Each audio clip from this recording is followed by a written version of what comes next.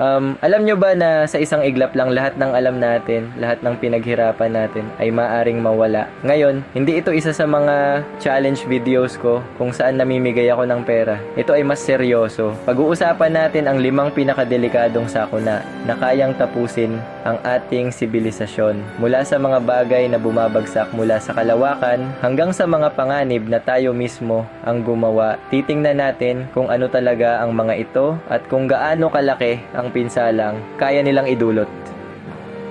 Ang tanong ko sa inyo ay simple lang. Handa ba kayo? Kaya bago tayo magsimula, siguraduhin yung nakasubscribe na kayo at i-click ang notification bell. Dapat isipin nyo ito, isang normal na araw, naglalakad ka sa labas. Biglang may dumating na balita. Isang asteroid, kasing laki ng isang syudad, ay direktang tatama sa Earth. Wala tayong magagawa. Sa loob lang ng ilang oras, ang lahat ay magbabago. Isipin ang tunog. Isang pagsabog, kamamstag na mas malakas pa sa lahat ng bombang nuklear. Isang shockwave ang lilipol sa lahat ng nasa daan nito. Ang impact site, isang naglalagablab na bunganga. Ang langit ay magiging pula dahil sa nagbabagang debris. Simula pa lang ng katapusan, unang minuto ng isang pandaigdigang pagkalipol. Pagkatapos, lindol ng magnitude dose sa buong planeta. Init ng impact, magpapasiklab ng dambuhalang sunog sa bawat kontinente. Usok at alikabok tatakip sa araw. Buong mundo, lalamunin ng kadiliman. Temperatura biglang babagsak, impact winter. Mga halaman mamamatay. Food chain masisira. Ito ay isang hamon na walang sino man ang mananalo. Asteroid impact, hindi lang sakuna, reset button para sa planeta. Ngayon, pag-usapan natin ang isang panganib na hindi galing sa kalawakan, kundi dito mismo sa ating mga kamay. Isang maling desisyon, isang maling pindot sa isang button. At biglang, ang mga syudad sa buong mundo ay nagiging target. Ang mga sirena ay tumutunog, ngunit huli na ang lahat. Ang unang pagsabog ay isang nakakasilaw na liwanag, mas maliwanag pa sa araw. Sinusundan ng isang dambuhalang mushroom cloud na umaakyat sa kalangitan. Ang lahat sa ground zero ay agad na nagiging abo. Ang init ay kayang tunawin ang bakal at konkreto. Ang blast wave ay naglalakbay ng mas mabilis pa sa tunog. Winawasak ang lahat sa dinadaanan nito. Ito ang unang minuto ng isang digmaang walang mananalo. Pagkatapos ng mga pagsabog, ang pinakamasamang bahagi ay magsisimula ang fallout. Ang radioactive dust na hindi nakikita at walang amoy ay babagsak mula sa langit. Dudungisin nito ang lupa, ang tubig at ang hangin. Lahat ng nakaligtas sa pagsabog ay haharap ngayon sa isang hindi nakikitang kaaway. Ang digmaang nuklear ay ang sukdulang self-destruct button ng sangkatauhan. Kabanata 3. Isipin nyo, hindi isang bomba o asteroid ang kalaban, kundi isang bagay na napakaliit na hindi natin makita. Isang bagong virus, isang bagong sakit na nagsimulang kumalat sa isang sulok ng mundo. Sa simula, parang simpleng trangkaso lang. Ngunit mabilis itong kumakalat. Dahil sa modernong transportasyon, ang virus ay nakakarating sa bawat bansa sa loob lang ng ilang linggo. Ang mga gobyerno ay nagpapatupad ng mga lockdown at quarantine. Pero huli na, ang mga ospital ay napupuno.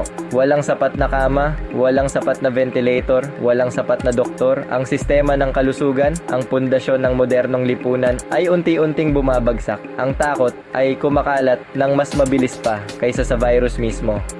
Habang bumabagsak ang healthcare system, ang ibang bahagi ng lipunan ay sumusunod na. Ang mga supply chain ay napuputol. Ang ekonomiya ay humihinto. Ang mga syudad ay nagiging ghost town. Ang bawat tao ay nagiging potensyal na banta. Ang paghahanap ng lunas o bakuna ay nagiging isang karera laban sa oras. Kabanata 4, malalim sa ilalim ng ating mga paa, may mga natutulog na higante. Ito ang mga super bulkan. Hindi ito ang ordinaryong bulkan na alam nyo. Kapag sumabog ang isang super bulkan, katumbas ito ng libu-libong pagsabog ng normal na bulkan ng sabay-sabay. Ang pagsabog ay magtatapon ng trilyon-trilyong tonelada abubato gas sa stratosphere. Ang lugar sa paligid ng bulkan, sa radius na daan-daang kilometro, ay agad na matatabunan. Bagsak ang mga bubong, hihinto ang mga makina. Ang paghinga ay magiging imposible nang walang proteksyon. Ang mga ilog ay babara at magdudulot ng malawakang pagbaha. Makapal na volcanic ash, sulfur dioxide, bubuo ng ulap sa stratosphere. Ang ulap na ito ay haharangan ang sikat ng araw sa buong planeta. Ito ang magdudulot ng volcanic winter.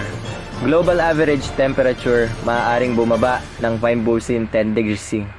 Ang biglaang paglamig ay sakuna para sa agrikultura. Mga pananim sa buong mundo ay mamamatay. Mga hayop mamamatay dahil sa gutom at lamig. Food supply ng mundo babagsak. Magsisimula ang malawakang taggutom. International trade hihinto. Globalisasyon matatapos. Lipunan babalik sa mas primitive na estado. Tanong, handa ba tayong harapin isang mahabang, madilim at malamig na gabi?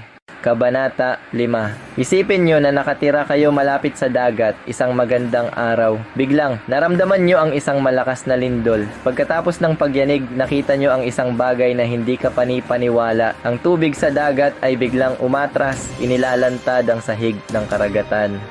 At sa di kalayuan, sa horizon may isang pader ng tubig na papalapit. Hindi ito ordinaryong alon. Ito ay isang mega tsunami na maaring umabot sa taas ng isang skyscraper. Naglalakbay ito sa bilis ng isang jet plane. Wala kang oras para tumakbo. Wala kang mapagtataguan. Ang puwersa nito ay kayang wasakin ang mga gusaling gawa sa bakal at konkreto. Ang mga syudad sa baybayin ay literal na hahampasin at tatangayin pabalik sa dagat. Ang mega tsunami ay hindi lang isang alon. Ito ay isang serye ng mga alon na darating sa loob ng maraming oras. Ang tubig ay papasok ng malayo sa kalupaan, minsan hanggang 10 o 20 kilometro. Ang mga pantalan na siyang ugat ng global trade ay masisira. Outro, pagkatapos nating makita ang 5 pinakadelikadong sakuna, ang mga banta ay totoo at napakalaki. Pero ang layunin ng video na ito ay hindi para takutin kayo. Ang kaalaman ay kapangyarihan. Ngayong alam na natin ang mga panganib na ito, maaari na tayong magsimulang maghanda.